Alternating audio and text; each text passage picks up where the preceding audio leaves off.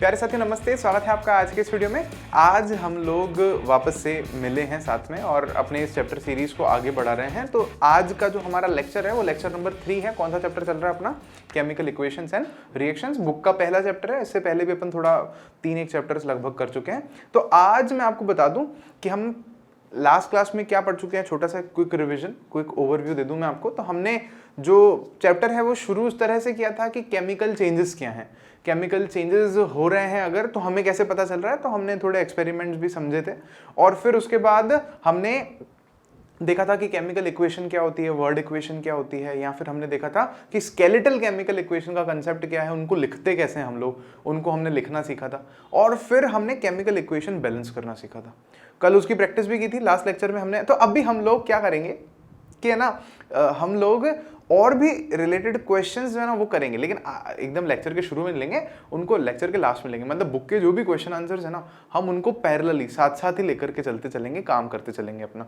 तो देखो यहाँ पर ध्यान दो अपना, ये लेक्चर में आज हम लोग पढ़ने वाले हैं टाइप्स ऑफ केमिकल रिएक्शंस, जो कि इस चैप्टर का सबसे इंपॉर्टेंट, सबसे मेन टॉपिक है।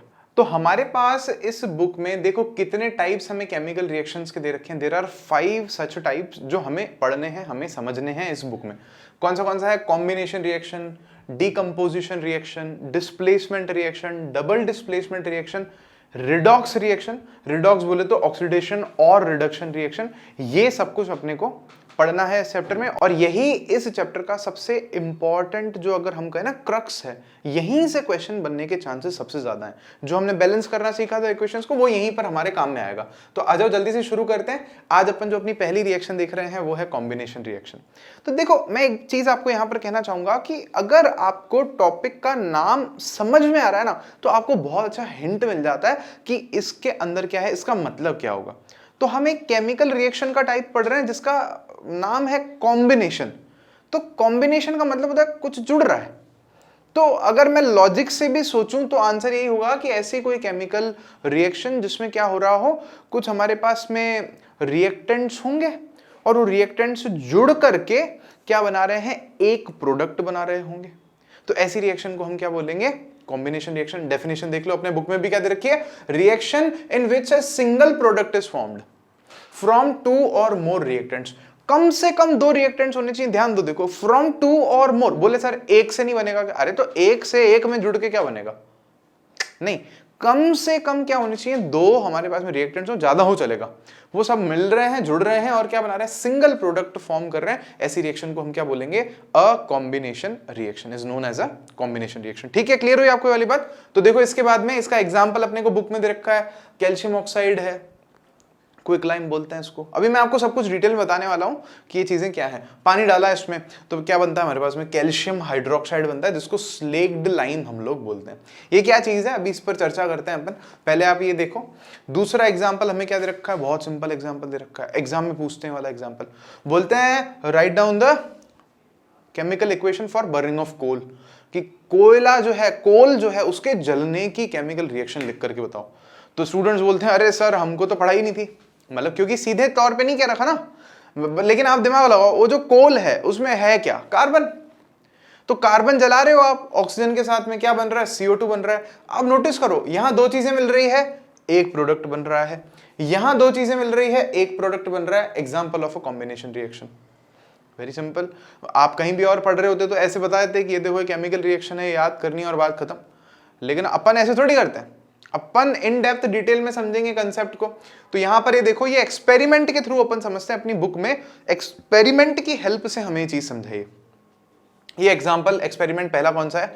देखो हमें बोला है, हमें एक छोटा सा क्या लेना है, बीकर ले लो आप, कांच का आता है बीकर।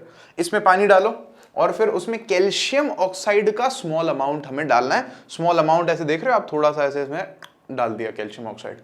तो ये ले लिया अपन ने। फिर धीरे धीरे उसमें पानी डालना है। फिर कह रहे हैं कि ना उसको टच करो, जैसे बीकर में दिखा रखा है, उसको टच करो।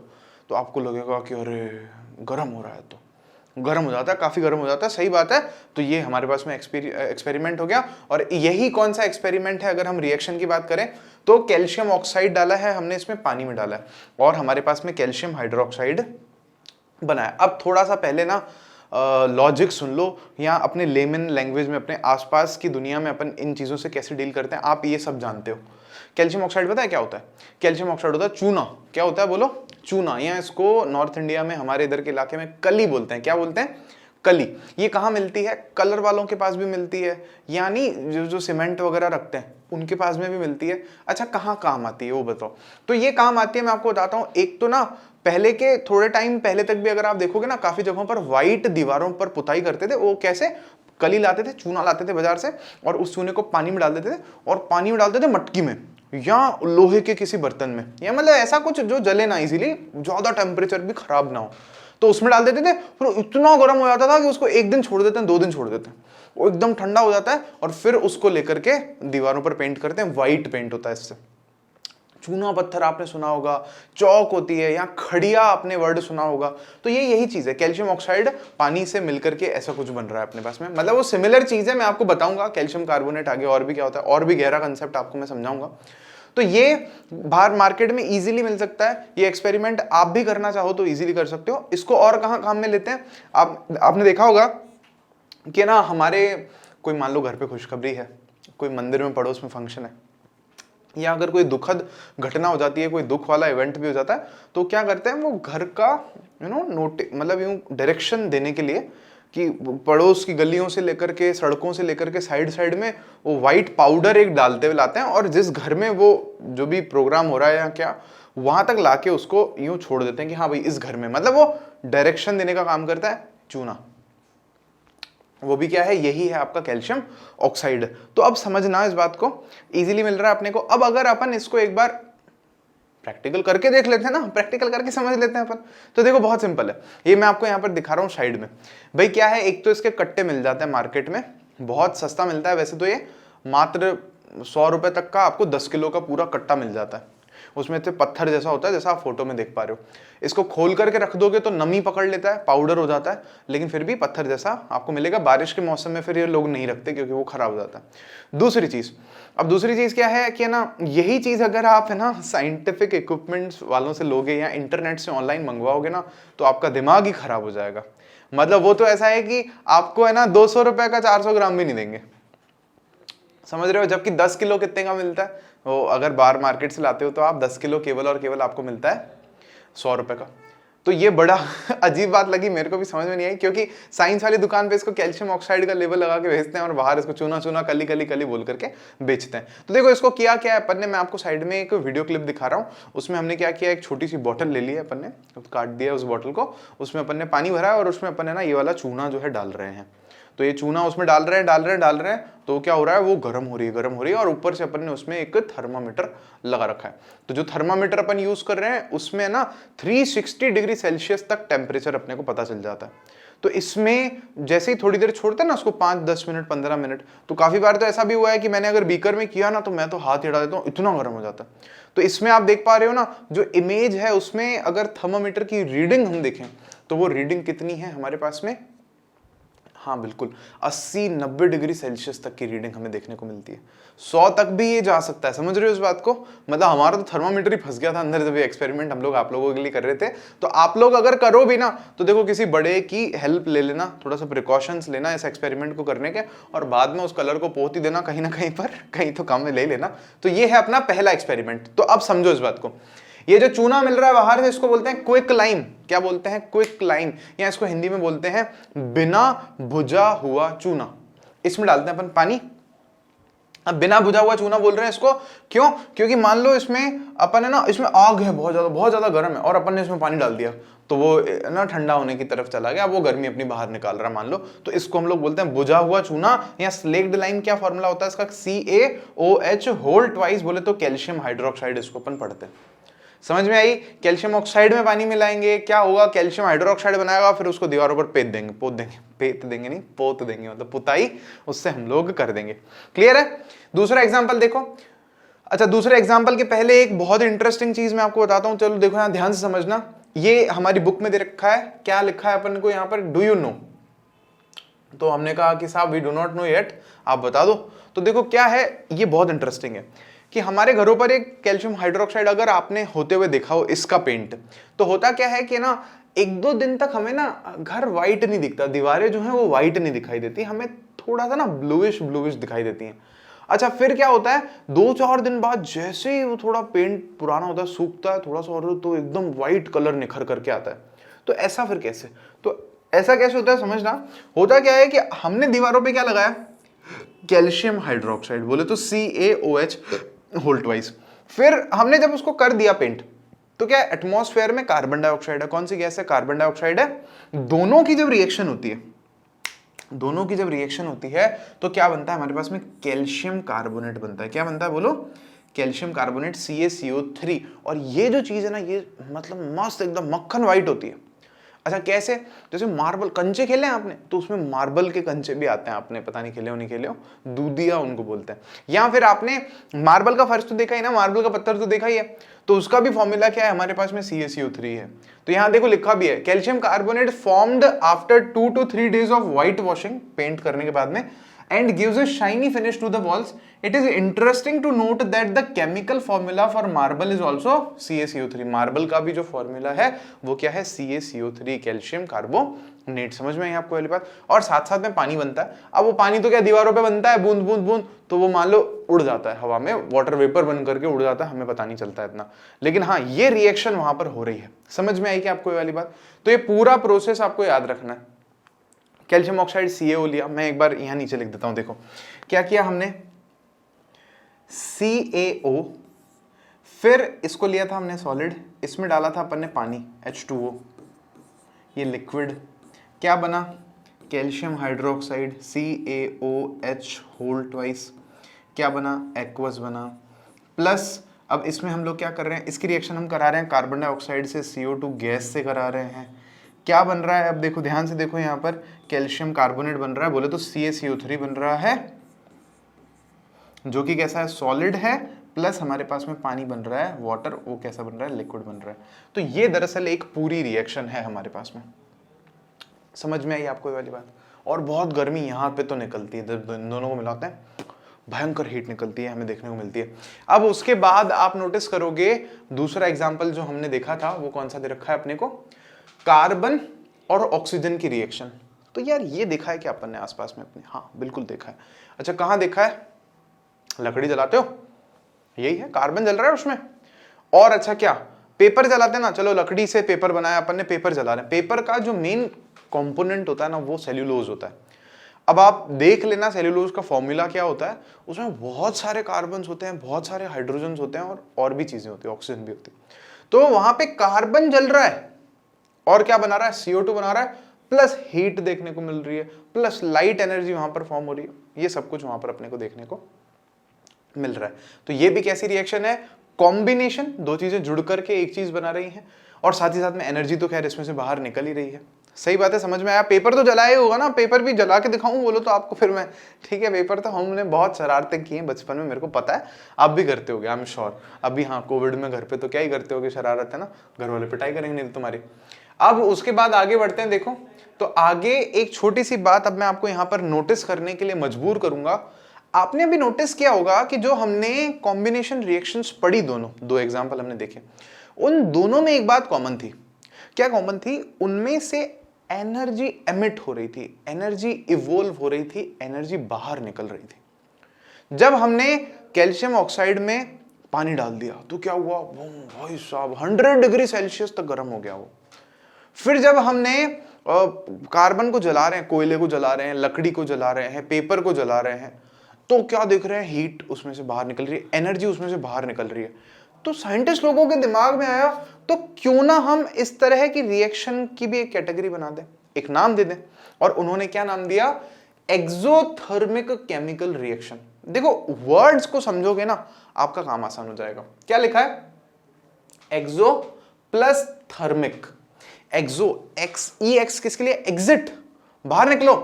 नहीं आपको नहीं कह रहा, आप यहीं बैठो, आप पढ़ाई करो, बाहर निकले, बाहर कौन निकल, एनर्जी बाहर निकल रही है, हीट एनर्जी बाहर निकल रही है। प्लस थर्मिक, थर्मल, थर्मल क्या होता है, हीट, थर्मा जो वर्ड है, थर्मो जो वर्ड है, थर्मोडायनेमिक्स, थर्मल, ये जो भी वर्ड आ रहा है ये किसके लिए, हीट के लिए काम कर रहा है, तो हीट बाहर निकल रही है। Plus chemical reaction, exothermic chemical reaction, very simple. समझ में आई आपको वाली बात।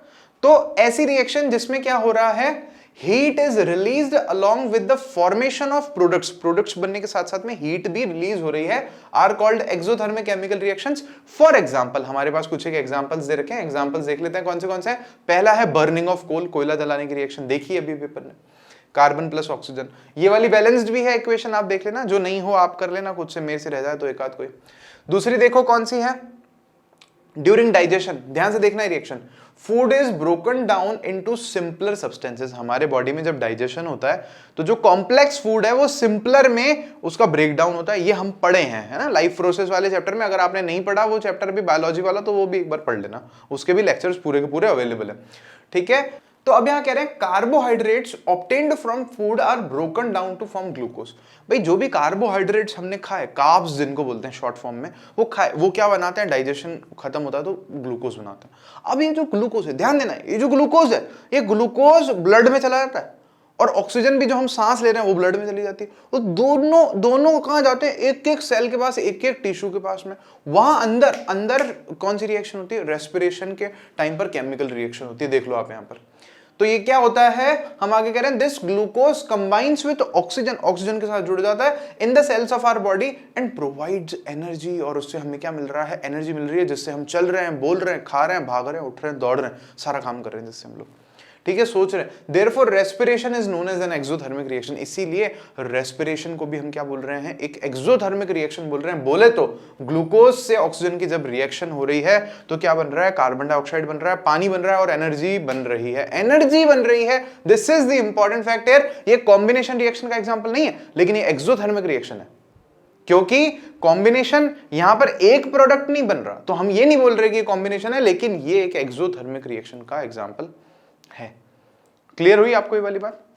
एक क्वेश्चन एग्जाम में इस तरह से पूछा जाता है कि why is respiration considered as exothermic reaction, तो यही आंसर आपको वहां पर कोट करना होता है, रेस्पिरेशन क्यों एक्सोथर्मिक है। फिर उसके बाद है बर्निंग ऑफ नेचुरल गैस। अच्छा ये क्या चीज है वो समझ लेते हैं थोड़ा सा। CH4, इसको हम लोग साइंटिफिक लैंग्वेज में इसको हम लोग मीथेन बोलते हैं। क्या बोलते हैं, मीथेन, देखना, मीथेन। और इसको नॉर्मल लैंग्वेज में हम लोग, जो नॉर्मल वर्ड है उसमें दलदली गैस भी इसको बोलते हैं, या फिर आप है ना इसको गोबर गैस भी बोल सकते हो। जो गोबर गैस प्लांट होते हैं ना, जो आपने बचपन से पढ़े भी होंगे, उसमें यही गैस प्राइमरी होती है, यही बनती है सबसे ज्यादा। और इसको आजकल हम कहाँ यूज होते हुए देखते हैं, आपने ना येलो कलर के एक ऑटो होते हैं, वो चलते ना आवाज बहुत कम करते हैं, वो कवर ओवर येलो होता है उनका, देखे होंगे आई एम श्योर, वो गैस पे चलते हैं। तो आप उनसे पूछोगे ना सर कौन सी गैस पे चलता है, तो बोलेंगे कि एक CNG पर चल रहा है। तो CNG क्या है, मैं आपको बताऊं एक चीज, इसको इस मतलब ये मेन कंपोनेंट है किसका, CNG का। CNG क्या है, कंप्रेस्ड नेचुरल गैस। क्या है, कंप्रेस्ड, ये आपने जरूर से ना नाम याद किया होगा कंप्रेस्ड नेचुरल गैस का, और हिंदी में इसको प्राकृतिक गैस हम लोग कहते हैं। तो इसमें मेन जो कंपोनेंट है वो CH4 ही होता है, मीथेन ही होता है। और इस पर आजकल बसेस वगैरह भी चलती हैं दिल्ली वगैरह के रीजन में, NCR रीजन में, ऐसा सुनने में आया, क्योंकि पॉल्यूशन कंपैरेटिवली इनसे कम होता है। क्लियर हुई आपको ये वाली बात। तो इसको जब जला रहे हैं, गोबर गैस प्लांट बना दिया और वो गैस बनी, उसमें CH4, उसको जला रहे हैं, ऑक्सीजन के साथ जला रहे हैं, तो क्या देख रहे हैं हम लोग, कार्बन डाइऑक्साइड बन रही है, पानी बन रहा है, और साथ ही साथ में हमें क्या मिल रही है, एनर्जी भी मिल रही है। तभी तो चला रहे हैं तभी तो जलाएंगे ना, एनर्जी नहीं मिलेगी तो क्यों जलाएंगे। इवन अगर अपन कंडा जलाते हैं ना, उपला, गाय का गोबर है जो, या भैंस का गोबर हम इकट्ठा करके सुखा करके फिर उसको जलाते हैं गाँव में आज भी हम लोग, तो उसमें भी क्या जल रहा है, यही जल रही, मीथेन होती है उसमें, काफी अमाउंट में वो जलती है। दूसरा क्या है हमारे पास में, the decomposition of vegetable matter into compost is also an example of N exothermic reaction. Decomposition of vegetables, मान लो अपन ने क्या किया, कचरा जो है, सब्जी का कचरा, मतलब ऐसा कचरा जो बायोडिग्रेडेबल है, जो खत्म हो जाएगा, प्लास्टिक वाला कचरा नहीं बोल रहे, मान लो पेपर हो गया, या मान लो है ना लकड़ी की टहनियाँ हो गई, पत्तियाँ हो गई, फल हो गए, फूल हो गए, घर पे सब्जी का कचरा हो गया, चाय पत्ती हो गई, फटा हुआ दूध है, मतलब ऐसी चीजें, आलू हो गए, फल वल हो गए सब। तो इन सबको अगर आप क्या करो, क्या ना जमीन में डाल दो, और इन पे ना अपन खाद बनाने की कोशिश करें। आपने खाद बनाने का प्रोसेस जरूर सुना होगा, 9th में भी अपन पढ़ चुके हैं एक बार के लिए। तो ये सारा प्रोसेस जब होता है ना, तो ये भी कैसा प्रोसेस है, एक्सोथर्मिक रिएक्शन है। इससे भी जो एनर्जी है वो एमिट होती है। इससे कंपोस्ट बनने का जो प्रोसेस है ना, वो भी कैसा प्रोसेस है, हमारे पास में एनर्जी एमिट करने वाला एक्सोथर्मिक प्रोसेस है। समझ में ये आपको वाली बात, बढ़ सकते हैं अपन आगे। तो अब आज के लेक्चर में जो मेरे को आपको सिखाना था वो तो इतना ही है, लेकिन अब थोड़ा ना मेरे को आपको कसरत करवानी है। आपके दिमाग को रोज थोड़ी कसरत करवाएंगे ना तो बहुत होशियार हो जाएगा आपका दिमाग। तो एक्सरसाइज अपन शुरू कर रहे हैं, यहाँ पर कुछ ही क्वेश्चंस लेंगे अपन। तो जैसे what is a balanced chemical equation, why should chemical equations be balanced, ये अपनी बुक की एक्सरसाइज का क्वेश्चन नंबर 4 है। तो अपन क्या करेंगे, पूरे क्वेश्चन चैप्टर के साथ साथ में अपने चैप्टर कर लेंगे।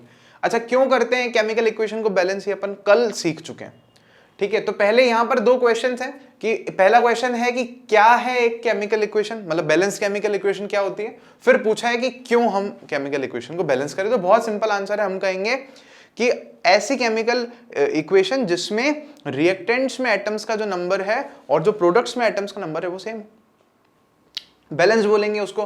तो when the total number of atoms of the reactants side and the product side is equal, the equation is called the balanced equation. ये तो हमने बैलेंस्ड इक्वेशन की डेफिनेशन बता दी। फिर हम ये बता रहे हैं कि क्यों जरूरी है। तो ये तो हम लास्ट लेक्चर में भी डिस्कस कर चुके हैं कि according to the law of conservation of mass, क्योंकि मास किसी भी केमिकल चेंज में, किसी भी केमिकल रिएक्शन में ना तो बन सकता है नया और ना ही खत्म हो सकता है। सो देयरफॉर वी से कि भाई हमारे जो है हमें बैलेंस करना जरूरी है। गायब थोड़ी हो जाएगी ऑक्सीजन हाइड्रोजन जो भी उस केमिकल रिएक्शन में है। बोलो सर जादू ज्यादा आ गई, जादू से आ गई। अरे जादू वादू पता नहीं कहाँ होता है, मेरे को तो आज तक ऐसा जादू होता है मिला नहीं है, बाकी आपको मिल जाए तो मेरे को बता देना। फिर इसके बाद अगला क्वेश्चन ले रहे हैं अपन। आप लोग वीडियोस रोक करके क्वेश्चंस के आंसर अगर नोट डाउन करना चाहो तो कर सकते हो, उसमें कोई प्रॉब्लम नहीं है, ठीक है। तो नेक्स्ट क्वेश्चन 5th में दे रखा है, translate the following statements into chemical equations and then balance them. अच्छा, ये हमें ये दे रखे हैं स्टेटमेंट्स, इनको हमें पहले केमिकल इक्वेशन की फॉर्म में ट्रांसलेट करना है, फिर बैलेंस करके दिखाना है। अच्छा क्वेश्चन है, कर सकते हैं, इजीली कर सकते हैं। तो अलग अलग सेपरेट कर दिया देखो अपन ने इस क्वेश्चन को। पहला जैसे यहां पर ले रहे हैं, hydrogen gas combines with nitrogen to form ammonia. Hydrogen gas क्या होती है, H2, ये गैस का G लिख दिया अपन ने यहां पर। गैस कंबाइंस विद व्हाट, ये गैस कंबाइन हो रही है, जुड़ रही है किससे, नाइट्रोजन से। अब नाइट्रोजन भी क्या है, गैस है, N2 गैस, और इससे हमारे पास में क्या बन रहा है, अमोनिया बन रहा है। NH3 किसका फॉर्मूला होता है, अमोनिया का होता है। अब ये फॉर्मूला हो सकता है कि आपको नहीं पता हो, सर अमोनिया क्या होता है, अरे सर प्रैक्टिस, डरना नहीं है। मैं क्या कह रहा हूं आपको, काफी सारी चीजें ऐसी हैं जो पहली बार आप देख रहे हो, पहली बार आप पढ़ रहे हो, कोई बात नहीं ना। There is always first time for each and everything. हर चीज हमने कभी ना कभी पहली बार की है। तो एक बार आज देखा आपने अमोनिया, अगली बार देखोगे आपको लगा हाँ यार ये देखा हुआ है, ये पढ़ा है, पहले ही पढ़ा। तीसरी चौथी बार देखोगे अरे याद है, NH3 अमोनिया, सिंपल। अच्छा, इसको बैलेंस करो साहब, कैसे बैलेंस करें। तो यहां प्रॉब्लम क्या हो रही है, हमने कहा हाइड्रोजन को बैलेंस करेंगे, क्यों, क्योंकि हाइड्रोजन मैक्सिमम 3 है यहाँ पे, यहाँ तो 2 ही हैं, तो बैलेंस करो, हाइड्रोजन को करेंगे साहब। तो कैसे करें, कैसे करें बोलो, यहाँ 3 है, यहाँ 2 है। अगर मान लो यहाँ पे मैं एक लगाने का तो कोई मतलब नहीं, एक तो वो है ही वैसे भी, 2 लगा दूं तो हाइड्रोजन 4 हो जाता है, 4 नीचे। अगर मैं 3 लगा दूं तो 6 हो जाते हैं, 3 लगा दूं तो 6 हो रहे हैं ना, यहां तो 3 ही है, तो 3 कैसे करूं मैं, तो 3 नहीं होंगे ऐसे केस में। ऐसे केस में आपको क्या करना पड़ेगा, दोनों जगह पे कुछ कुछ चेंज करना पड़ेगा। तो जैसे यहां नीचे 2 लिखा है ना, तो इधर अगर मैं इसको मान लो 2 से, उसी 2 से मल्टीप्लाई कर दूं तो यहां हाइड्रोजन कितने हो जाएंगे, 6 हो जाएंगे। और यहां पर अगर मैं इसको 3 से मल्टीप्लाई कर दूं तो हाइड्रोजन कितने हो जाएंगे, 6 हो जाएंगे। मतलब मैंने क्या किया, यहां प्रॉब्लम दरअसल क्या थी कि यहां पर हाइड्रोजन के एटम्स का नंबर जो है वो ऑड नंबर है, 3 ऑड, और यहां पे इवन 2। क्या करें, तो ऐसा कभी केस हो ना तो आप इधर वाला नंबर से इधर मल्टीप्लाई कर देना, इधर वाले से इधर कर देना, आपकी प्रॉब्लम सॉल्व हो जाएगी। हाइड्रोजन बैलेंस हो गया, वहां पे 6 हाइड्रोजन हो गए, यहां पर भी 6 हाइड्रोजन हो गए, यहां पर 2 नाइट्रोजन है, यहां पर भी 2 हैं, बोलो हो गया अपना काम, simple. You can keep it very simple, 2 nitrogen 2 nitrogen, खत्म। बढ़े आगे, सेकंड दे रखा है अपने को हाइड्रोजन सप्लाई सल्फाइड। मैं कह रहा हूं हाइड्रोजन सप्लाई कर रहे हैं अपन, कहां सप्लाई कर रहे हैं, कहीं नहीं कर रहे, सल्फाइड है, ठीक है। Hydrogen sulphide gas burns in air to give water and sulphur dioxide. अब देखो हाइड्रोजन सल्फाइड, ये भी हो सकता है आपके लिए नया नाम हो एकदम, कोई बात नहीं। हाइड्रोजन सल्फाइड का फॉर्मूला लिखेंगे तो वो होगा H2S, क्या होगा, हाइड्रोजन सल्फाइड H2S गैस। अब इसने लिख के दिया गैस, तो हमें ब्रैकेट बना करके ऐसे G लिखना पड़ेगा। Combines with what? Burns in air. तो एयर में बर्न होने का मतलब है ऑक्सीजन से रिएक्शन, ये ध्यान रखना, हमेशा ध्यान रखना है वाली बात। प्लस ऑक्सीजन, ये भी क्या है? गैस है। To give water and sulphur dioxide. तो एक तो हमें वाटर मिल रहा है, वाटर तो हमें बचपन से याद है कि H2O होता है, और क्या मिल रहा है हमें? सल्फर डाइऑक्साइड मिल रही है। सल्फर डाइऑक्साइड क्या है? SO2। और मोस्ट प्रोबेबली जो चांसेस हैं ये गैस ही होनी चाहिए। हो सकता है गड़बड़, अब जैसे मैंने वाटर पे भी मैं श्योर नहीं हूं कि यहाँ लिक्विड बनेगा पानी या गैस बनने वाला है, क्योंकि इन्होंने मेंशन नहीं किया और मैंने ये रिएक्शन करके नहीं देखी आपके सामने। तो हम जब यहाँ नहीं बोल रहा तो फिर हम श्योर नहीं हो सकते कि किस स्टेट में होगी, उसकी हमें टेंशन नहीं लेनी। अभी हमें मेन काम यहाँ पर क्या है? इसको बैलेंस करना है। अब देखो यहाँ जैसे सल्फर डाइऑक्साइड है तो सल्फर S होता है, डाई माने 2 होता है और ऑक्साइड माने ऑक्सीजन होता है, तो SO2। जैसे कार्बन डाई माने 2, ऑक्साइड माने 2, तो CO2। वैसे ही सल्फर डाइऑक्साइड। तो मतलब आप है ना जो सीख चुके हो ना पहले, उसमें भी अब आप लॉजिक्स ढूंढना शुरू कर सकते हो ऐसा। तो अब देखो बैलेंस करते हैं इसको अपन। तो सबसे पहले किसको बैलेंस करें? तो हमने कहा कि सर हाइड्रोजन को ले लो भले आप। हाइड्रोजन यहाँ 2 हैं, यहाँ भी 2 हैं, चाहिए तो ऑक्सीजन को ले लो, कोई प्रॉब्लम नहीं है, वो भी कर सकते हो आप। ऑक्सीजन ले सकते हो क्योंकि ऑक्सीजन इस तरफ 3 है और ऑक्सीजन इस तरफ केवल 2 ही है। उससे शुरू करते हैं अपन, ठीक है, ऑक्सीजन से। तो यहाँ पर है 3 ऑक्सीजन और यहाँ पर है केवल 2। तो क्या करें फिर? और यहाँ पर क्या अलग अलग है? एक ऑक्सीजन यहाँ है, 2 ऑक्सीजन यहाँ है और यहाँ पर 2 है। अगर मैं मान लो सीधा 2 लगा दूं तो 4 हो जाएंगे, वो तो 3 ही है, गड़बड़ हो रही है। तो उस केस में हम एक काम कर सकते हैं, यहां अगर मैं 2 लगा दूं, अगर मैं हाइड्रोजन के आगे 2 लगा दूं तो होगा क्या कि है ना ये ऑक्सीजन 2 हो जाएंगे और ये ऑक्सीजन भी 2 हो जाएंगे। उस केस में मैं यहां 2 लगा सकता हूं, यहां ऑक्सीजन टोटल 4 हो जाएंगे, 2 यहां 2 यहां 4, बराबर हो गया ऑक्सीजन। ऑक्सीजन बराबर हो गया, बोलो ऑक्सीजन बराबर हो गया। अब हम किसको देखेंगे? अब हम कहेंगे चलो हाइड्रोजन को देख लेते हैं। यहां हाइड्रोजन कितने हैं? 4। 2 टाइम्स कितना हो गया? 4 टाइम्स। यहां कितने हैं? 2 ही हैं, तो यहां भी 2 लगाना पड़ेगा, 4 टाइम्स हो जाएगा। लेकिन अब भी ये इक्वेशन बैलेंस नहीं हुई है, समझना इस बात को, अब भी ये इक्वेशन बैलेंस नहीं हुई है। अच्छा क्यों नहीं हुई है? यहां क्या है? कितने सल्फर है? इधर 2 सल्फर है, 2। यहां सल्फर कितने हैं? 1। सल्फर बिगड़ गया। अब हमें सल्फर को इस तरफ 2 करना है, तो हम यहां 2 लगाएंगे, जाहिर सी बात है। लेकिन इस 2 लगाने में गड़बड़ हो जाएगी। क्या गड़बड़ हो जाएगी? ऑक्सीजन वापस अनबैलेंस हो जाएगा।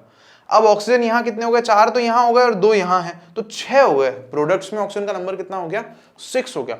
और इस तरफ हमारे पास में कितने ऑक्सीजन? 4 ही तो है। तो कितने करने पड़ेंगे? अब अपने को ऑक्सीजन को वापस से छेड़ना पड़ेगा। कितना करना पड़ेगा? 6 करना पड़ेगा। अच्छा 6 कैसे करें? तो 2 की जगह अगर मैं क्या लगा दूं, बोलो 3 लगा दूं तो 6 हो गए। अब आप सारी चीजें वापस चेक करो। हाइड्रोजन कितने हैं? 4। हाइड्रोजन कितने हैं? 4। सल्फर कितने हैं? 2। सल्फर कितने हैं? 2। ऑक्सीजन कितने हैं? 6। ऑक्सीजन कितने हैं? 2 और 4 6। हो गया काम।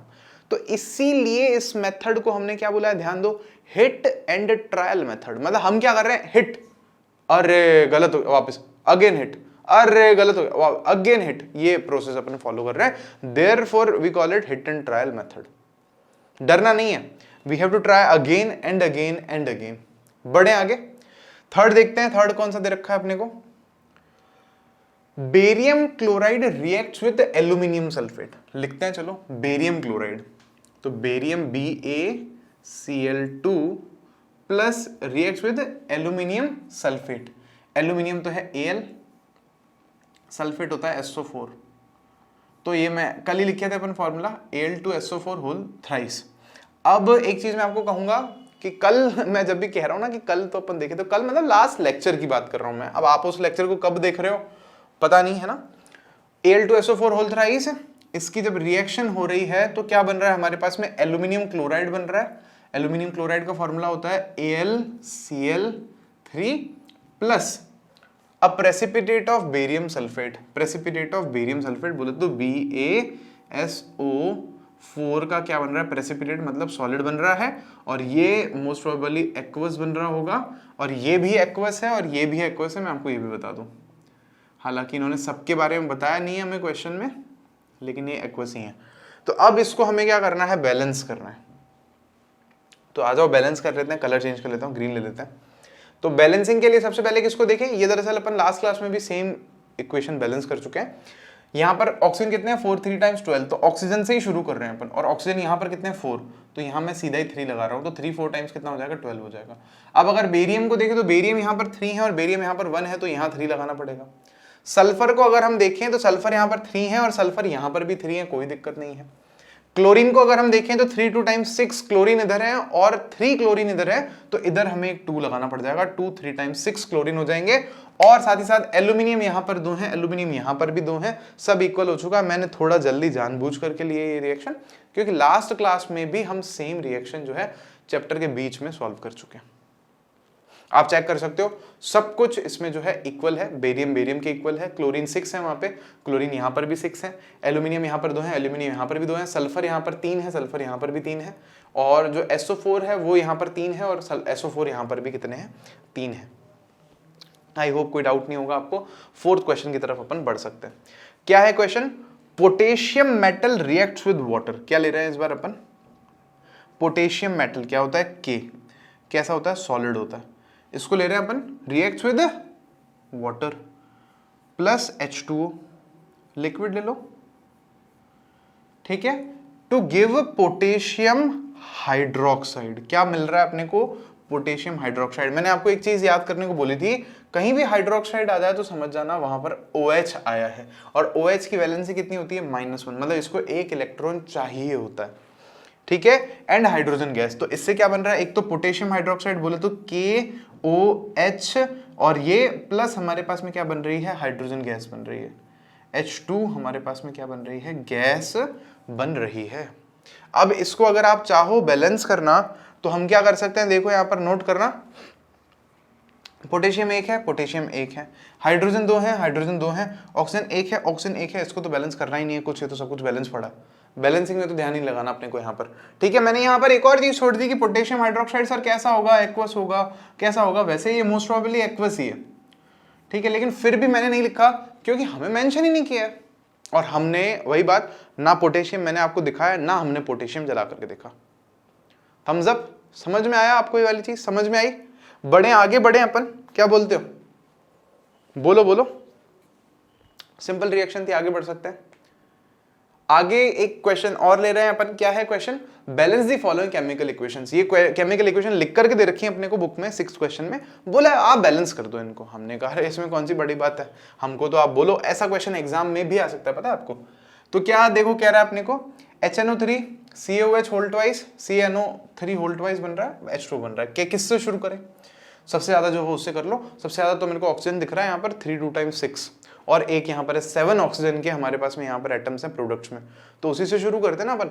और यहाँ पर अगर अपन देखें 3 ऑक्सीजन यहाँ पर है और 2 ऑक्सीजन यहाँ पर है, तो हम 6, वहां पे 7 है, तो 7 तो देखो नहीं कर सकते अपन, क्योंकि यहाँ पर ऑड नंबर है, यहाँ पर इवन नंबर है, तो ये तो फिर बैठेगी नहीं बात अपनी। तो अपन उस केस में क्या कर सकते हैं, यहाँ पर हम लोग अगर 2 लगा दें तो इस तरफ ऑक्सीजन का टोटल नंबर कितना हो जाएगा? 2 + 6 8 हो जाएंगे, 8। तो 8 हम इस तरफ कर सकते हैं क्योंकि इवन नंबर है ना। 2 यहाँ पर है और 3 यहाँ पर है। अगर मैं यहाँ 2 लगा दूं तो 2 3 टाइम्स ऑक्सीजन कितने हो जाएंगे? 6 यहाँ पर हो जाएंगे, 2 यहाँ पर हो जाएंगे, 8 हो गए। तो ऑक्सीजन दोनों तरफ मैंने बराबर कर दी पहले। भाई कोई डब्बे नहीं बनाने, वो जो अपन ने सीखा ना मेथड, सबके डब्बे बनाएंगे, फिर टेबल्स बनाएंगे, फिर लिखेंगे कि कौन कितना एटम है, किसका कितना एटम है, रिएक्टेंट्स में कितना है प्रोडक्ट। अरे नहीं, सीधा ऐसे करना है अपने को। तो समझ में आई आपको वाली बात? अब आगे देखते हैं अपन और क्या देखें। फिर चलो हाइड्रोजन को करते हैं। तो हाइड्रोजन इस तरफ कितने हैं? 2 यहाँ पर है, 2 यहाँ पर है, 4 हो गए। यहां देखें तो 2 2 टाइम्स 4 है, कोई दिक्कत ही नहीं है। कैल्शियम को देखते हैं, कैल्शियम यहाँ पर 1 है, यहाँ पर भी 1 है, कोई प्रॉब्लम नहीं है। उसके बाद तो फिर कुछ बच ही नहीं रहा। नाइट्रोजन बच रहा है, नाइट्रोजन यहाँ पर 2 है, और नाइट्रोजन के यहाँ पर भी हमारे पास में 2 ही एटम्स है, बस और कुछ नहीं करना, बाकी सब कुछ आपके सामने बैलेंस्ड है। अपने बेसिक कॉन्सेप्ट को क्लियर रखना है कि सबसे पहले हम किसको बैलेंस करें, नहीं तो ऐसे क्वेश्चन में बच्चा देखते कंफ्यूज कि सर तोते उड़ गए, कैसे करेंगे।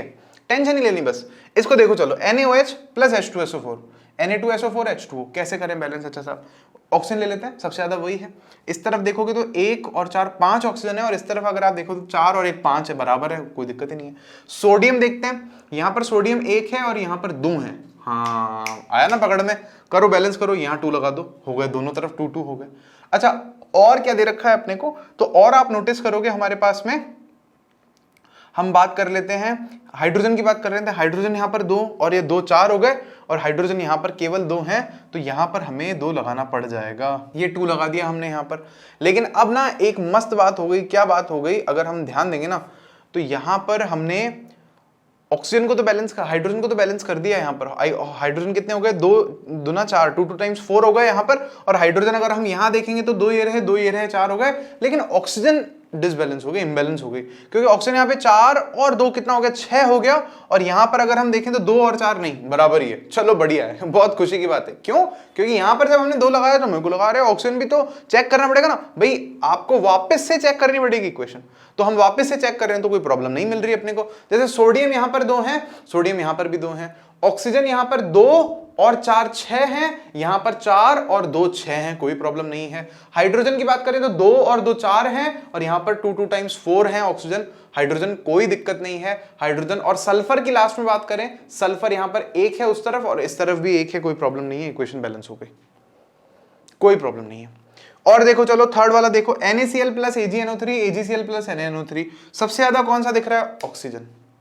इस तरफ कितने? 3, इस तरफ कितने? ऑक्सीजन 3, खत्म, कुछ नहीं करना। और दूसरी चीजें देखते हैं। Na देख लो, सोडियम यहां पर 1 है, यहां पर भी 1 है, कुछ नहीं करना। क्लोरीन यहां पर 1 है, यहां पर भी 1 है, कुछ नहीं करना। Ag बोले तो अर्जेंटम, बोले तो चांदी, यहां पर 1 है, यहां पर भी 1 है, कुछ नहीं करना। नाइट्रोजन बोले तो N, यहां पर 1 है, यहां पर भी 1 है, कुछ नहीं करना। ये पहले से ही बैलेंस्ड है, कुछ नहीं करना। अगर ऐसा क्वेश्चन देते एज इट इज लिख करके आ जाना है, यही बैलेंस्ड इक्वेशन है। Last, barium chloride plus H2SO4 BaSO4 और HCl बना रहा है। तो बेरियम की रिएक्शन हो रही है सल्फर SO4 से, सल्फेट जो बन रहा है बेरियम सल्फेट, और फिर क्लोरीन की हो रही है H2 से, तो HCl बन रहा है। अच्छा, बैलेंसिंग देखते हैं अपन। तो सबसे पहले ऑक्सीजन, ऑक्सीजन यहाँ 4 है, यहाँ भी 4 है, कुछ नहीं करना। अच्छा, फिर बेरियम ले लेते हैं। बेरियम यहाँ 1 है, यहाँ 1 है, कुछ नहीं करना। क्लोरीन यहाँ पर 2 है इस तरफ रिएक्टेंट्स में, लेकिन प्रोडक्ट्स में 1 ही है, तो 2 लगा देते हैं ना आगे। हाइड्रोजन यहां पर 2 हैं रिएक्टेंट्स में, प्रोडक्ट्स में 1 ही है, तो आगे 2 आ ही गया। वैसे भी जो हमने क्लोरीन के लिए 2 लगाया वही हाइड्रोजन के लिए भी हो गया। और बाकी सल्फर को अगर हम देखें तो यहां पर इस पूरे रिएक्टेंट्स में 1 है, और सल्फर जो है प्रोडक्ट्स में 1 है इकलौता, और ऑक्सीजन तो हम पहले ही चेक कर चुके थे, कोई दिक्कत उसमें भी नहीं है। तो ये हमारा यहाँ पर क्वेश्चन खत्म हो चुका है। आप वीडियो पॉज कर सकते हो, लिखना चाहो तो लिख सकते हो। आज की क्लास में अभी तक हमने कॉम्बिनेशन रिएक्शन समझी, फिर हमने एक्सोथर्मिक रिएक्शन को समझा, फिर हमने काफ़ी सारे जो अभी आपने देखे एग्जाम्पल्स भी देखे, ठीक है, और काफ़ी सारे हमने बैलेंस करने के लिए जो हमने लास्ट लेक्चर में हमारे पढ़ा था, क्योंकि वो इंपॉर्टेंट चीज़ है, तो वो बैलेंसिंग के क्वेश्चंस भी जो एक्सरसाइज के दे रखे थे वो भी कर लिए। अब हमारा जो नेक्स्ट टॉपिक है वो क्या है? डिकम्पोजिशन रिएक्शन, जो कि सेकेंड टाइप है हमारा केमिकल रिएक्शंस का। तो एक काम करते हैं, इसको जो है हम लोग नेक्स्ट लेक्चर में कंटिन्यू करते हैं। मैं नहीं चाहता कि आप एक ही क्लास में साइंस से खफा होकर के जो है क्लास को छोड़ करके चले जाओ। तो मिलते हैं आपसे जल्द ही नेक्स्ट लेक्चर में। आप प्लीज़ वीडियोस को शेयर कीजिएगा, कमेंट कीजिएगा, लाइक कीजिएगा, और दूसरों के भी अगर आपके फ्रेंड्स के डाउट्स हैं, आपके डाउट्स हैं, तो उनको भी हम तक लाने का कोशिश कीजिएगा, कंसिडर कीजिएगा। Thank you so much, bye bye.